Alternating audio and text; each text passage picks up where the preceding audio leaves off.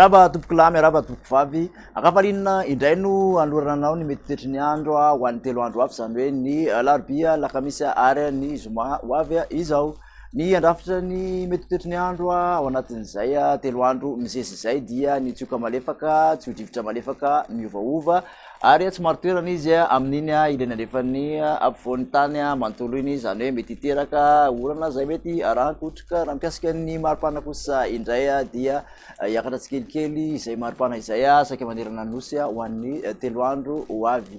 Raha ny rapitso maraina ary dia ahitana orana tandrivon-drahona ny morotsiraky ny faritra Dianasy amin'iny analalava iny. Andrahona kosa ny ilaina andrefany ampovoantany mety hisy tandrivon-drahona izy aty amin'ny ilaina andrefany Morimania sy ny Hoatsimatsatra iny, fa dia ho maina tanteraka kosa any amin'ny faritra sisa ny tolakandro any rapitso zay ihany dia ahitana orana tandrivon-drahona zay mety harankotroka ny antitany melaky mahazo any Bongolava iny. Toraka izany ihany koa ny miandro vazo ny ilaina andrefany Vakinakaratra aty amin'iny antitany faritra atsimo andrefana iny. Mbola misy tandrivon-drahona ihany koa amin'iny morotsiraky ny Analalava sy amin'iny faritra Diana iny.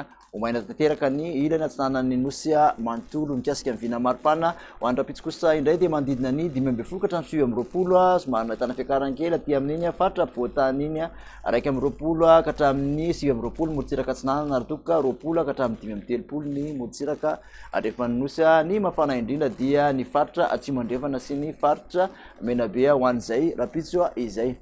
Ny fizotsiny zay ho an'ny lakamisy kosa indray dia ahitana orana tandrivon-drahona izay mety harankotroka hatrany amin'iny ilaina andrefan'ny Iorombe sy ny Hoatsimatsatra Morimania iny tapany avaratry ny faritra Anosy mahazo ny Bongolava. Mbola hisy tandrivon-drahona hatrany ny morotsiraky ny faritra Dianafa dia omaina any amin'ny faritra sisa. Ny maripana ho an'ny alakamisy moa dia manodididina ny 9 ka hatramin'ny 30 aty amin'iny faritra Voatany iny, 20 ka hatramin'ny 20 mandrara 30 aty amin'iny Taolagnaro iny morotsiraka atsinanany nosy ary 20 ka hatramin'ny 30 ny morotsiraka andrefan'ny nosy.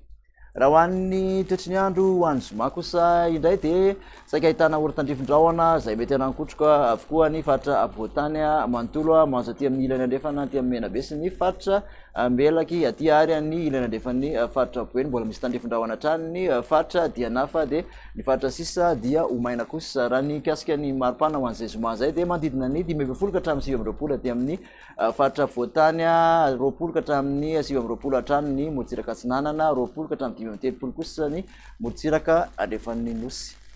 Dia mankasitraka anao indray nanaraka izay hatramin'ny farany, manasanao ary ho amin'ny manaraka indray. Veloma tompoko.